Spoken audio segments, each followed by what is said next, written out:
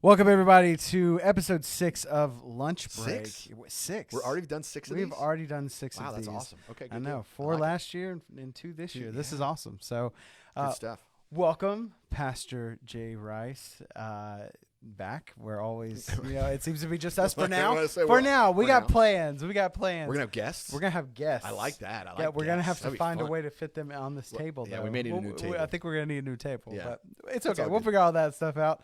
But anyway, welcome to Lunch Break. I hope you're having a great week and a great day And a good lunch too. Yeah, a great lunch. I hope you're sitting there, and if you please let us know what you're eating for lunch. I'm always curious. especially if you have leftovers. Yes, I'm hungry. we're so, always yeah. available for Yeah, leftovers. totally. So, but what we'll talk about today, a big topic for today, is we're going to talk a little bit about prayer, and of Awesome. course, we could probably spend a million episodes on prayer, Yeah. but we do want to focus just a little bit on prayer. And so that's going to be a big portion of it. But before that, I want to talk about kind of recap what happened this past Sunday, because we're talking about all the things that happened. Yeah. And so, Lots. what'd you think of this Sunday? Man. Well, yeah, This was one of the most exciting Sundays we've had in a while. I agree. And I know it's January, so there's a lot of people that were back. You're just kind of in that phase. It's Yeah. the new year. I'm going to get back straight with the Lord. I'm going to this. So we had some of that, but we had 5 baptisms on Sunday. Oh, I know, which was just super cool. Just really, really fun. I mean, baptisms are always exciting. There's always a lot of energy in and around that, Yeah. and it's a time of celebration.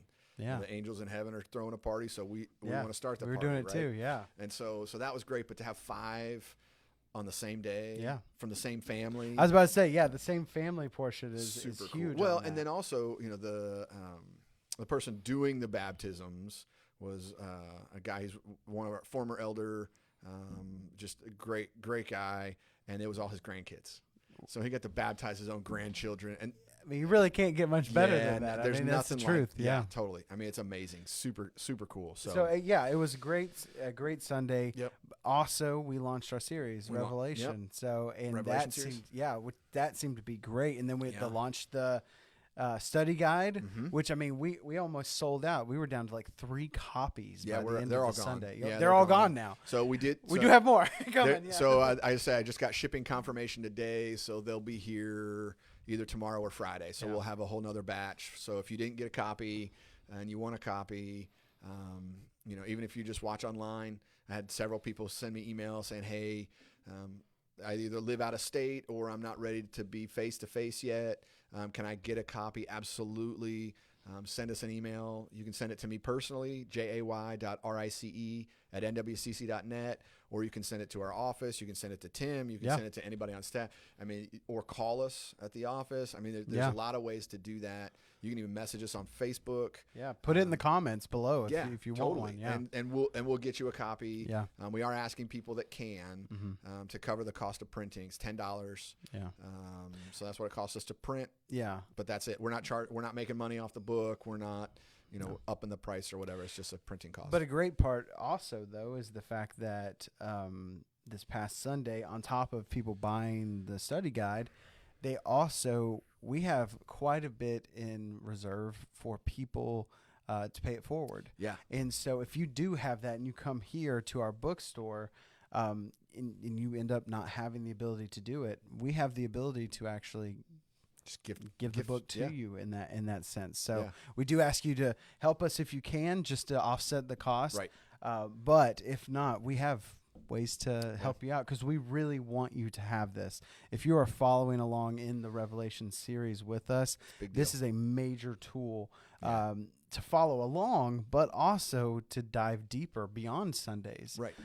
which is great. Yeah. Well, and and we can even though we can send it to you digitally as well, because Yeah. again, the whole point is to really dig in Mm-hmm. and to really every day. There's stuff every day except for Saturdays, so you catch up if you need to or whatever. But every day, like digging in and pulling the book apart to really learn, because that's where the blessing comes in. Yep. In the book is when we really study it, and it's not just okay, yeah, I think I know everything pans out in the end, it's all good.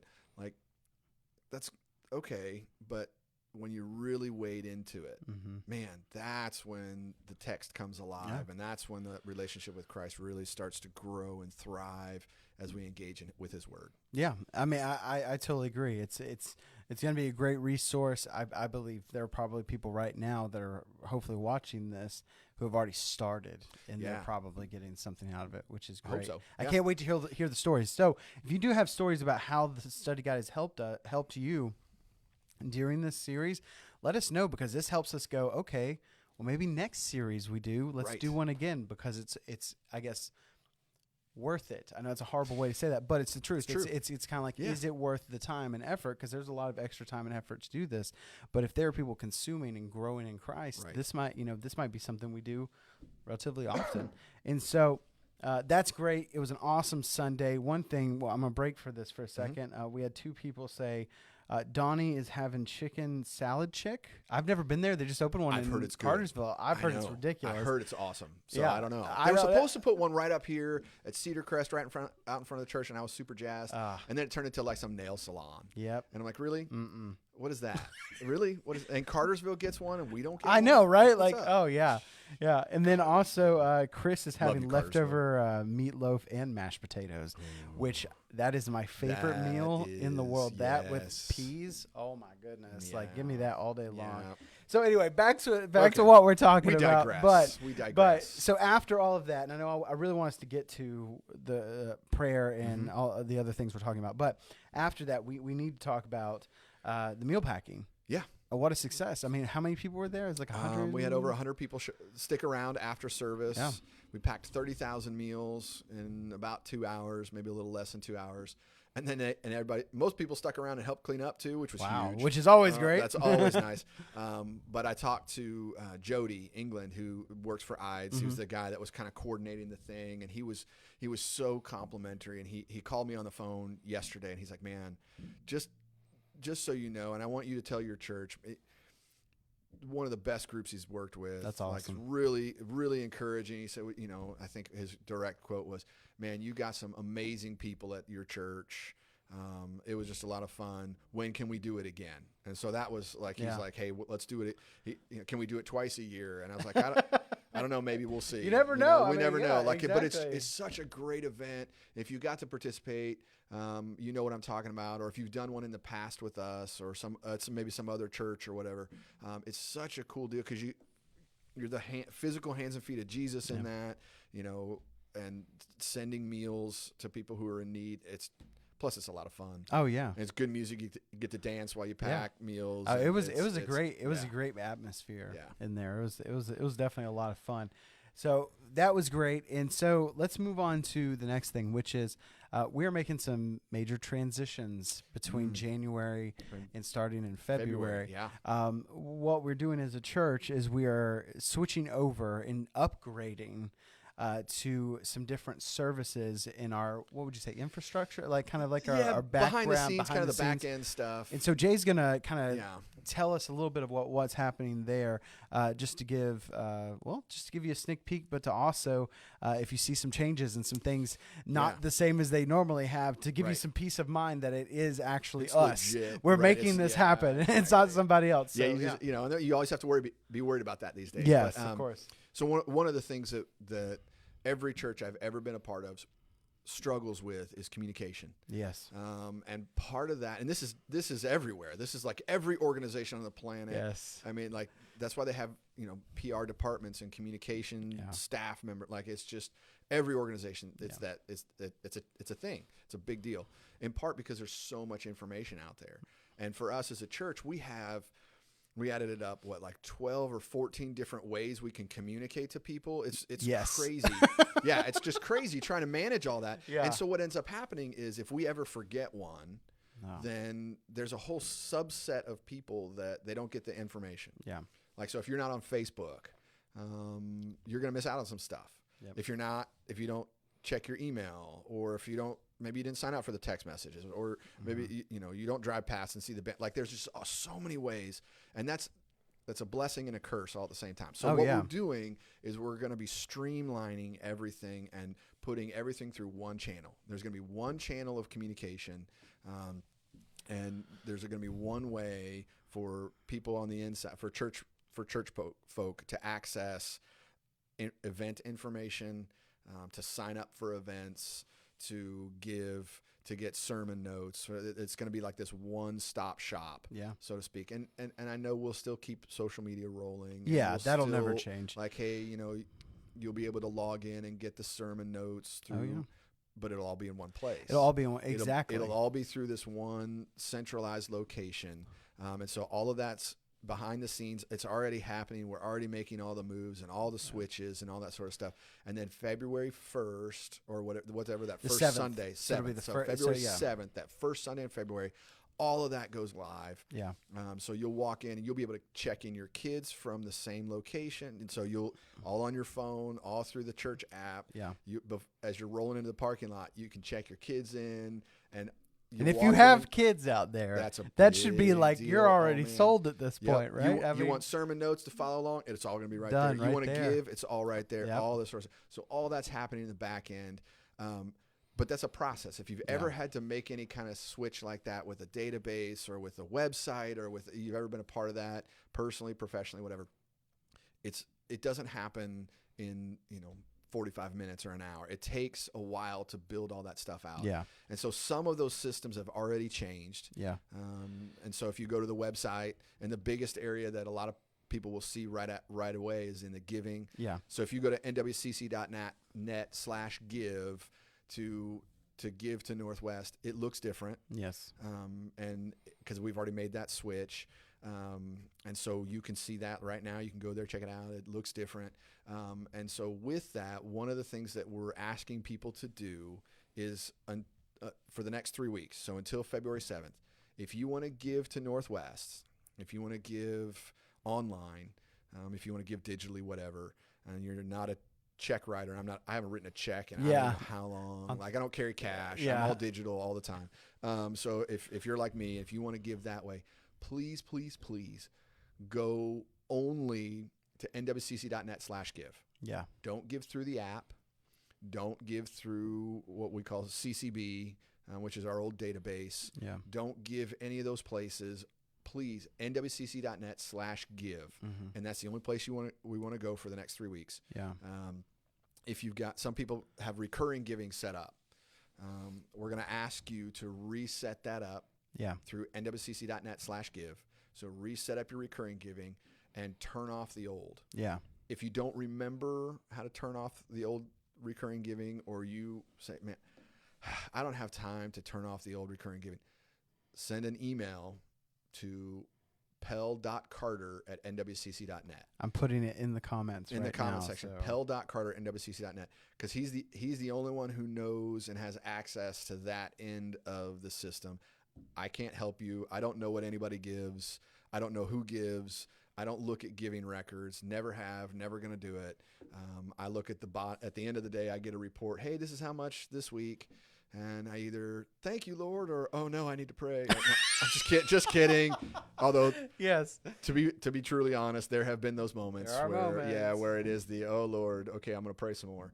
Most of the time, it's just God, thank you so much. You are so good. Yeah. We have some amazing, incredible, generous people. But if you've got recurring giving set up, please email Pell.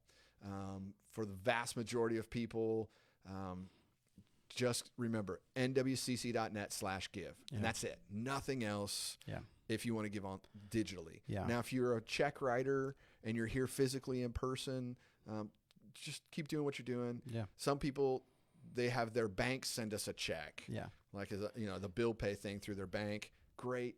Keep that rolling. That's totally fine. You don't have to do anything else.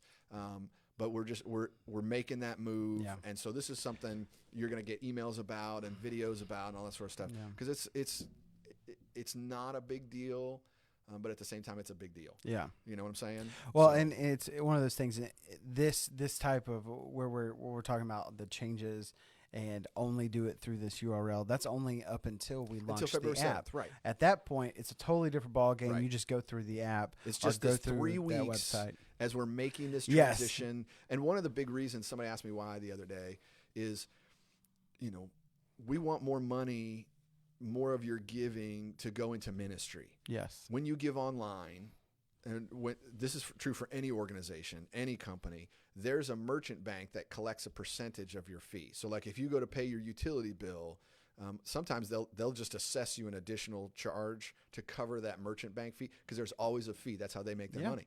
The way we do it is when you give, the merchant bank takes 3% of your gift and keeps it for themselves to process your transaction. So the switch we're making is going to reduce that percentage significantly. Yeah. So more of the giving stays here at Northwest so we can do ministry. Yeah. And so that's why we're making the switch, and it's worth it.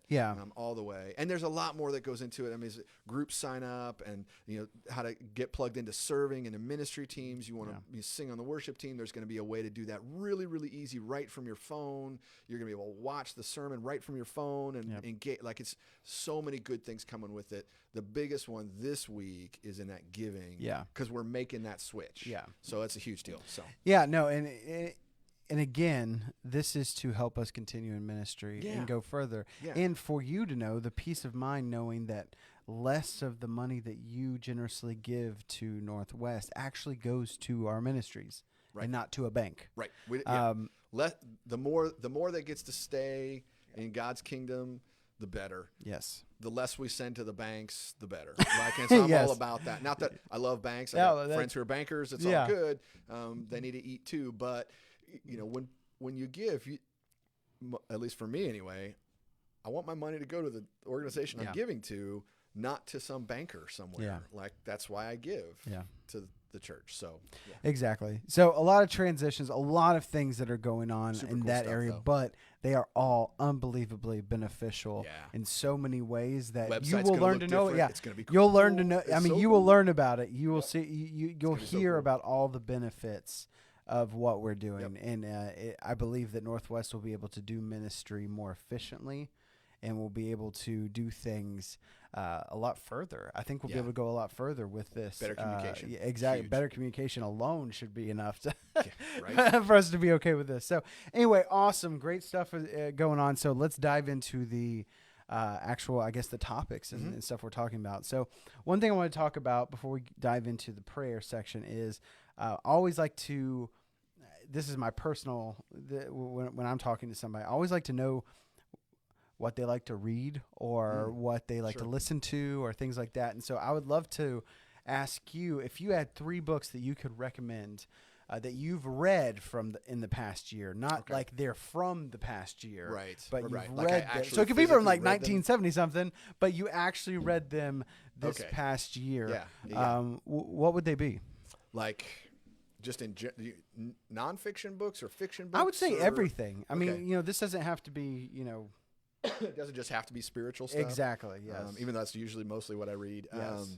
And I'm also going to put these, as we're talking, I'm going to put them in the comments as well, links to them. So, okay, I'm going to have to cheat and grab my Kindle. Hang on. Do it. Because I can't remember the title of, at least of one of the exact title of one of the books. So I did read, this is just an aside. That's not, I wouldn't put it in this top 3, but I try to read the Lord of the Rings series about every year, sometimes every other year. And so I did it again with the pandemic. Yeah, awesome. I'm a huge Tolkien nerd. You can't beat that. I'm a total geek. But as far as like other books, so one of them, so it's called Jesus and the Forces of Death by Matthew Thiessen. And so that's the one I couldn't remember the title of. Jesus and the Forces of Death. And this just tell you what a geek I am. So it's all about ritual purity in the Second Temple period, which is the life of Jesus. So it's all about purification rites and what made someone clean and unclean, and how does that impact Jesus' ministry as it relates to that kind of obscure Old Testament law stuff. Yeah. But it was fascinating. It was really good. It was a really good read for me. Most people would probably like it'd be a snoozer for them, but it was so cool because you're reading about, the difference between being unclean and being impure, and where does that break, and how does that impact? And when Jesus talked about, hey, this person's unclean or this person's now clean, and what did that mean, and how would the Jewish people have understood it back in the day? And so for me, it was really cool. I geek out about that kind of stuff. I really do. So that was a good one. I'd say there was a sermon series we did together. There was a book that went with it called Prodigal Prophet by Tim Keller. And some of you I know grabbed that book and you read it. We have it in our bookstore. I think we still have copies in there. Yep, we do. Super good read. Tim Keller. Anything you can read by Tim Keller, get it, read it. The first book I ever read by him was called Prodigal God, and it was one of the best books I've read in my lifetime. Wow. Prodigal God by Tim Keller, and it's all about the parable of the prodigal son, which a lot of us know that parable from Luke 15, and it's so good. That's probably one I need to read every year. So that was good. And then there's one called Spiritual Direction by Henry Nouwen. And Henry Nouwen, he's this old Catholic priest. He passed away, I don't know, 5 or 6 years ago. But his books are they're really challenging, really good. So that one, and I just finished reading that one, Spiritual Direction by Henry Nouwen. Man, it's really solid stuff. And not everything in there I agree with. And this is true. Yeah. And this hopefully is true for you as well, that you read books that you don't necessarily agree with everything. That's actually a good thing. Yes. Like I think it's important for us, especially as Christians, to read outside of our normal comfort zones and to be challenged by what we read. I try to do this as much as I can. I read stuff that makes me angry, and I just I remember reading some Richard Dawkins stuff. He's this huge atheist, and I read several of his books, and I'm just and I'm writing notes. And this is stupid, And I've read books with those notes in them. Oh yeah, I'm reading a book right now to where in the corner, this guy is saying, I do not agree. Here's the reasons why. I mean, it goes down the whole book, which is cool because it makes you think differently, not in the sense of it. I wouldn't say you don't want it to convert you to it. Right. Exactly. But it does make you think differently, and it gives you an insight, especially with something like that. It gives you an insight to what people who are not like us as Christians who believe actually think like, and also what they think of us. Right. And so it kind of gives us that. Yeah. And I think that's one of the biggest challenges in our culture right now is we live in these echo chambers, and then we get this feedback loop where if you're conservative, you only consume conservative news and conservative talk radio, or if you're a liberal, you only go and watch MSNBC because that's the only thing. And so there's it's called confirmation bias. And so we only listen to the things that we already agree with. Yeah. And then we sit there and go, well, how in the world can thinking rational people believe that drivel? And then we categorize them, and we don't ever give ourselves the opportunity to see other people as people, and we label them, and then Satan wins because then it just drives that wedge even further, and then it just polarizes us even more. And this happens with Christians too. Well, I would never read something from a Catholic person because I'm a Protestant. Well, if maybe they have something beneficial to say because maybe they know something, or they've seen something, or maybe they're just their experience, or you'll go, oh, well, no, I don't agree with that. But then you'll be forced to think as to why you don't agree with that. So then when you go and you have a conversation with someone, you'll have the answer. You have the answer. Yes. And it's not just, well, it's what I believe and that's it. Because then people, they dismiss the claims of Christ because oftentimes, at least in my experience, it's easy for them to say, well, Christians, they're just so uneducated. They don't know what they're talking about because we're just in this little bubble. Yeah. And so I think it's important, and again, not to change your beliefs. Hopefully that doesn't happen, but to find that hey, okay, well, that's interesting that they would think of it that way. Here's why I don't agree, so that I'm ready to have a conversation to maybe convince someone who does hold that opinion of the real truth. Yeah. Or the most, as the Bible says, the most excellent way. And I think it's huge.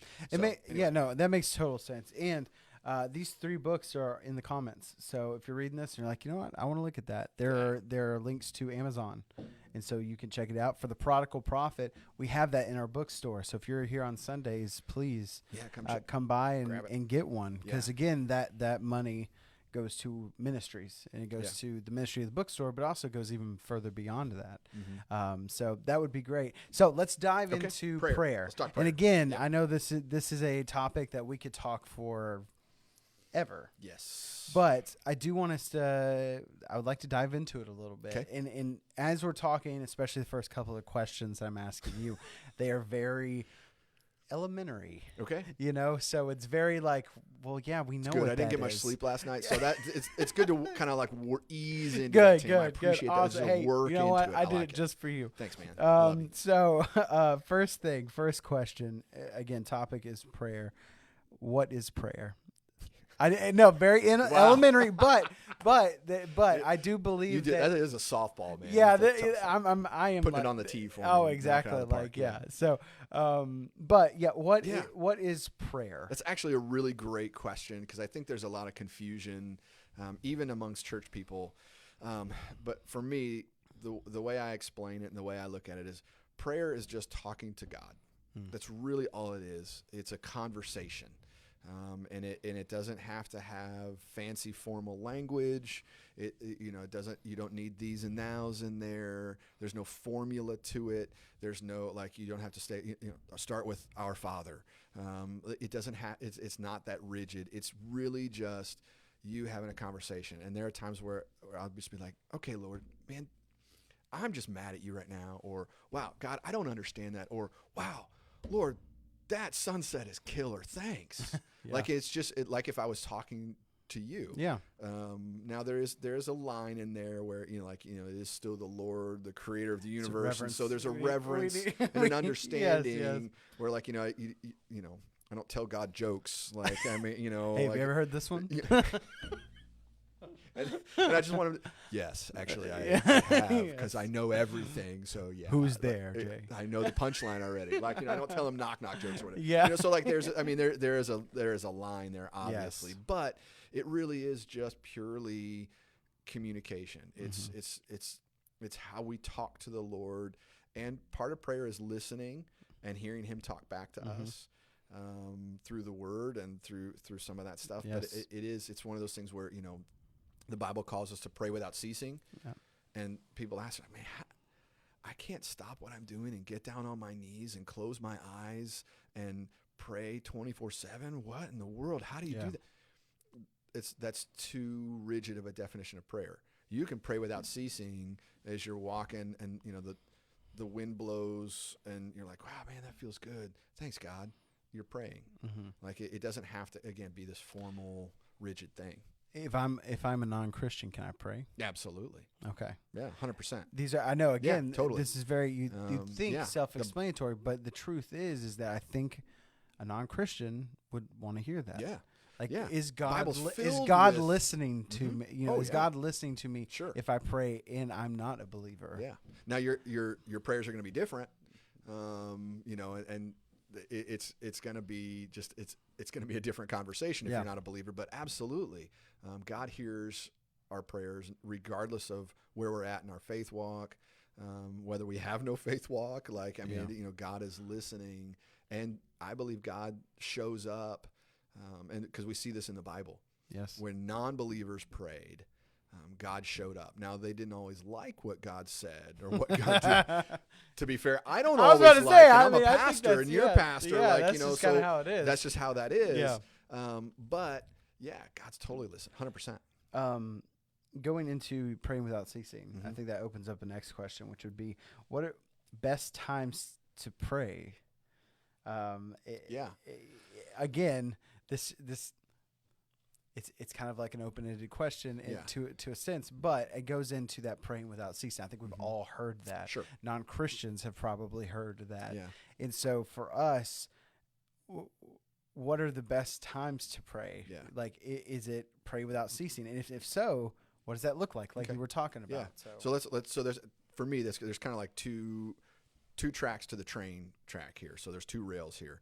So there's, the focused, fixed prayer time, like the, hey, okay, I am going to get down on my knees and pray every day at a specific time. I do believe there's serious power in that, of having that and for me, I think it's the morning. I think mornings are best to start the day that way. It's when it's how I'm training my kids. It's how I do it in my life, how Carrie does it in her life. That's because I think there's something to that early morning fixed prayer time. And I pull out my journal, and I have to, because of just the way I'm wired, I write out my prayers. Yeah. And I start with "Dear Lord," comma, and then I'm just like I'm writing a letter. And I do that every day, and I fill journals with prayers. And so I think, to me, the morning time is the best. Not everybody's wired the same way. No. I know people who the evening is best for them. I don't do that because then I fall asleep. Yeah, I do and that just sounds so terrible. But I have a great friend. He and his wife every night, as they lay in bed, they pray. They have their prayer time, corporate prayer time together. Carrie and I tried that, and we're falling asleep. It was bad. It was really bad. She's probably gonna be really mad. That's pretty hilarious. Yeah, the imagery that comes from. Oh man, because you're because you're laying in bed and. I kid you not. So I'm gonna totally throw my wife under the bus here. Okay, that's what this is here for. So we were going through this season where we were really trying to discern the Lord's leading. It was right before we moved here. Because I had 2 job offers. I had the one here at Northwest here in Georgia, and then I had another one down in Florida. And I grew up in Florida, so this was kind of like going home, and it's warm down there, and it was at the beach, all this sort of stuff, whatever. And so we're like, okay, God, what do we do? What do we do? And so we were like, we're going to pray every morning together. We're going to pray every night together until God shows us what to do. And there were multiple occasions where I'm just pouring my heart out to Jesus. Lord, I'm almost in tears praying. And then I look over and Carrie's, because she'd wake herself up. And I'm like, seriously? Seriously? Are you kidding me right now? Oh, my gosh. What in the world, woman? Do you have your phone on you? Because I feel like it's going to be blowing up in about 2 seconds. No, yeah. So... No, that's pretty funny. But going back to it. So really setting. So what you're saying is setting a moment in your day to go every day. I would say prayer. A deeper prayer. And this is where and I do, and I think that's such a valuable thing. Everybody needs to find that time. They need to find that location. Yeah. Find that place that you do it. Find a pattern that works for you. It's a discipline. Yeah. There's just that discipline of doing that, and just because it's discipline doesn't mean it's not meaningful. Oh, true. Yeah. It's just, but it's important. It's such a valuable thing. So there's that, and then there's the other rail of that train track, and that's the pray without ceasing thing. Yeah. And there's a book by a guy named Brother Lawrence. This middle ages guy. Not that he's middle aged. It's from the Middle Ages, 1300. Yeah. AD kind of stuff. It's called The Practice of the Presence of God by Brother Lawrence. And it's a small book. It's really, really good. It's kind of hard. The language is a little difficult to get through sometimes, but basically he was a monk who lived in this monastery, and his job was to wash the dishes. And so, because what they said is that he wasn't smart enough, or his handwriting wasn't good enough to copy the Bible. He wasn't a theologian. He was a terrible teacher. His job was to wash the dishes. And so he learned that as he washed the dishes, he could practice the presence of God. He could pray as he washed dishes for the rest of the monks, as he served, as he went about his day, as he got up, as he went to bed, as he walked from place to place. He could practice the presence of God and he could just pray all the time. It was this constant conversation he was having with the Lord. And he wrote this, and he put this in a book. And what I find really, really interesting is that no one else from his monastery has a book or any kind of writing or anything else that has survived through the ages. I was about to say, Brother Lawrence has. Well, I was about to say, a link in our comments for Amazon. Yeah, book is $2.99. Yeah, it's super cheap. But it's one of those classics of Western literature that has endured for 700 and something years now. Wow, it speaks volumes on so many levels too. Because what you could even throw that into, well, I'm just a cashier at the local Right. grocery store. I can never do anything for God. Yeah. I need to go be a pastor Right. to do something for God. What a total, like, don't get me wrong, doing things for God as a pastor is great, Sure. but what a total, Everybody Yeah. can do things that advance the kingdom. And that's the thing, again, I find it's somewhat ironic. I find humor in it that like, here's the guy that everyone said, you're not smart enough and gifted enough and talented enough to do anything beneficial. You just get to wash dishes. Yeah. And he wrote a book that has endured for centuries Yeah. now and is still impacting people. And all those people that thought they were super smart or whatever, nobody knows their name. Like, I think it's pretty awesome. How great is that? But so that's in the comments if you want to read that book. And so we talked about best times to pray. What is prayer? The next thing is this, and you kind of said it earlier. Is there power in prayer? Oh man, yeah. And so this is so the theologians argue about this all the time about, okay, if God is sovereign, which he is, and he knows everything, which he does, then what's the point of prayer? Doesn't God already know? And so they argue, okay, so then where's this and where's this? What is it? And I think at the end of the day, we see in Scripture over and over and over again, there's tremendous power in prayer. Yeah. How it all works on the back end and, how all that stuff plays out. I mean, I think some things we're just never going to know fully until we get to heaven anyway. So sometimes we just need to stop arguing. Yeah, totally. I mean, just really, really and truly. Yeah. But I think the tremendous power in prayer. God listens to our prayers. God moves through our prayers. God hears and he responds to prayer. I mean, I've seen this in my own life. I've seen this in the lives of thousands of people that I've worked with. It's such an important thing. And that prayer matters. It really does. Yeah. And again, and I know that, well, God already knows everything. Why bother pray? It matters. Yeah. It just does. Well, and try it. It does. Well, I was about to say, and also scripturally, biblically, if we are called to do it, whether you think it works or not, I feel like most things we should probably be doing it. Bible says do it. We should do it. And there's power in that, which is great. The next question, this is a serious one. I really want to go. I want to dive deep into this one. I'm nervous. Should you pray for a Mercedes-Benz? No, because they have a lot of problems and they're expensive. They're German cars. German cars. Okay. Should you pray for a BMW? It's a German car, Tim. I'm sorry. No. Let's get out of the German. Okay. Should you pray a No. Jaguar? Yeah. So no. Like so that's yeah. So I don't even know how to respond to it, but no, you shouldn't, because that's not the point of prayer. We don't go to the Lord, or we shouldn't go to God and say, okay, God, I want a fancy new ride, or hey, God, I want all this money in the bank. Hey, because what that does is that reveals that's our heart's in the wrong place. Yeah, our heart is in a not great place. Now, if we're in a place where we got to have a vehicle to get to work, and we don't know how it's going to happen because we're struggling, we're like, Lord, I need transportation. That's different. Yes. That is a different issue. But if you're rocking a Toyota Camry and you're like, man, I want a Maserati. Yeah. Probably not. We have some other things that we need to talk about. There's some other issues going on spiritually for you there, because that reveals your heart. Yeah, that's very true. Heart issue. Yeah. And that's not the purpose of prayer. And you could go. I mean, really, as funny as that question is, the truth is you could talk on that and go as deep into that.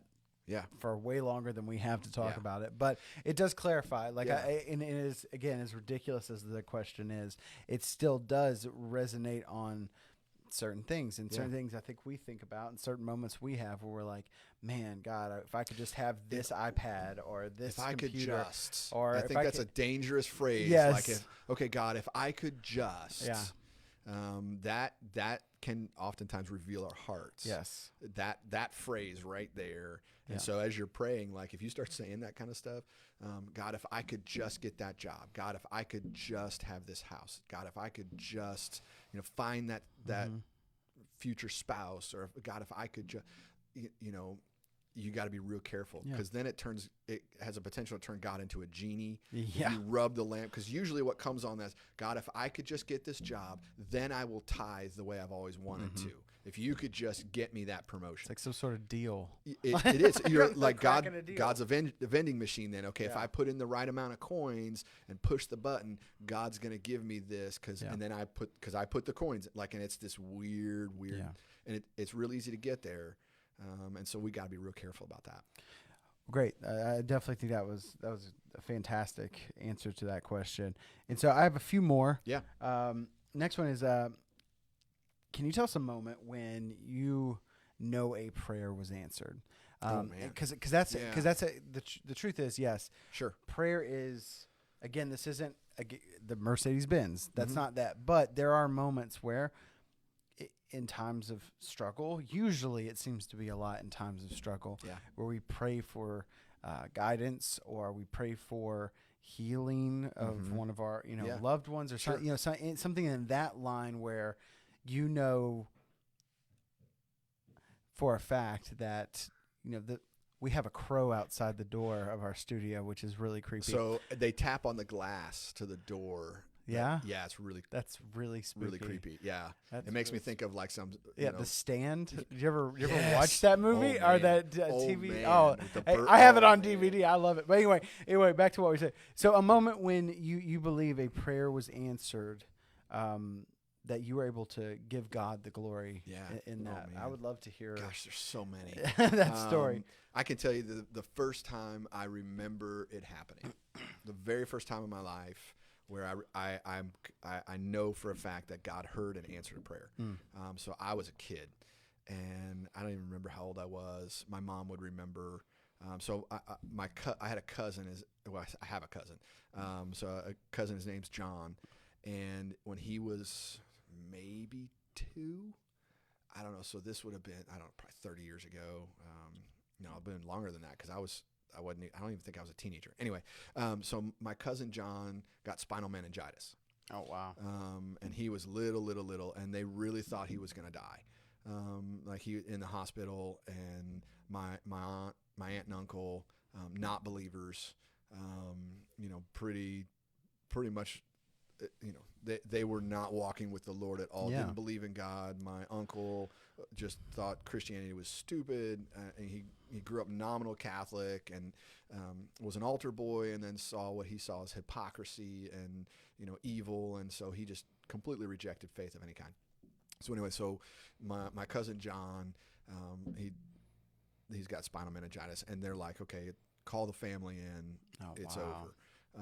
As just a little baby. And so my family got together and we prayed. And we prayed, and we called my church that I was going to, and they prayed, and we prayed, and we prayed, and we prayed. And then I think it was like the next day, I don't know, it was very short order. They're like, yeah, we don't know what happened, but he's healed. Wow. Like Amazing. we don't even know how to explain it. And I remember that. I remember going through it because that was the first time I can truly recall where God listened and moved through prayer. And I'm convinced that was completely the Lord. Yeah. Because even the doctors are like, it just doesn't happen like that. Like, we don't understand it. But, and now my cousin John, like he's married, he's got kids. Like, Wow. I mean, just, it's whatever.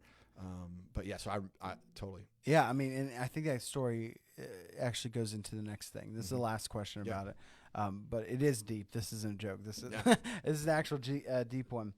What happens if my prayer is not answered? Yeah, and that's, I think, is probably the hardest question in life. I mean, I really and truly, I think it's the hardest question, because there are those times, God could have said no. My cousin John could have died of spinal meningitis. He could have said no. That time he said, okay, I'm going to heal him. Other times he doesn't. And that is the question for the ages, I think, is why? Okay, so why does God answer some prayers yes and other prayers no? And this is part of what we need to understand, is that God answers all prayers. Yeah. He answers them yes, no, or wait. And so we need to know that that's a big deal, because a lot of times we'll think, okay, God never answered. A lot of times that means God didn't answer the way I wanted him to answer. I like that. Yes. And still, when you're talking healing, when you're talking someone's life, when you're talking, especially when you're talking like with kids or with, some of this other stuff, man, that's the hardest. And unfortunately, there's no really good answer for that. Yeah. There's no chapter and verse where you can say, okay, well, in this set of circumstances, God will say yes. In this set of circumstances, God will say no. In those moments, we have to trust in the goodness and the power of God. We have to trust in his goodness first, knowing that, God's not capricious and he's not willy-nilly. He's not holding out on us because he's mean. Yeah. He has a reason. It's or far he beyond. has a purpose. Yeah. Or there's something else that I don't see yet. Yeah. And I may not, and this is what's so hard, is you may never see until you stand before the Lord. Yeah. You may not understand. Like you may not. And that's so tough. Yeah. And that's the worst, because I've been there. I've been in those hospital rooms where people pass away, or where children don't make it, or where tragedy strikes, or, and it's just so tough. And I wish I could say, here's why. Mm-hmm. Here's why. It's okay. Here's why. I can't. Yeah. And I'm not, I don't want to give cliches to people and that kind of stuff, because that's worse. It doesn't worst help. too. Yeah, it doesn't help. help. And honestly, sometimes like I look and I say, and I've said this to people before, like, if you knew why, would it make a difference? Yeah. Because the truth is, because they're still gone. Probably not. Yeah. So let's not focus in on the why so much. Let's focus in on, the fact that God still loves us, and that God is walking with us through this pain, and that God understands suffering. He saw his son die. Yeah. And he made it happen. Like, he sent Jesus to earth. And so there's something in there too. And man, it's tough. Yeah. It really is, because it's not the gratifying, satisfying answer that we all want. Yeah. And it's a challenge. And it's, like you said, it's trusting in God's will. I mean, it is far beyond anything we know. And again, we may never know. And I think that, again, like most things in Christianity, in Christianity, it's faith. Yeah, 100%. And easier said than done. It's hard. Yep. It's a practice, and even the best of us and the best of them from past, since Christianity began, have struggled in faith. Yeah. I mean, so it is definitely and that's part of why we talk about here at Northwest, and the Bible talks about, and Christian leaders all over the place talk about needing to be in the Word, needing to pray, because when you face those challenges, and Jesus promised we're gonna face difficult things. Yeah. In this world, you will have trouble. You're gonna get to that place. The more time you spend in the Word, the more time you pray, the closer you are to the Lord, the better equipped you are to handle it. Yeah. Doesn't mean you're not going to have it. No. And it doesn't mean it won't be hard. Yes, exactly. But the better equipped you are to handle it, and to walk through it, and to still say, like Job said, the Lord gives, the Lord takes away. Praise be the name of the Lord, or blessed be the name of the Lord. And so it's tough. Yeah, man, it's tough. And you did really. I know. With some tough ones. Hey, we're trying. We're trying. You sucked me in with that. Hey, what's prayer question? Yeah, I know. Diving deep.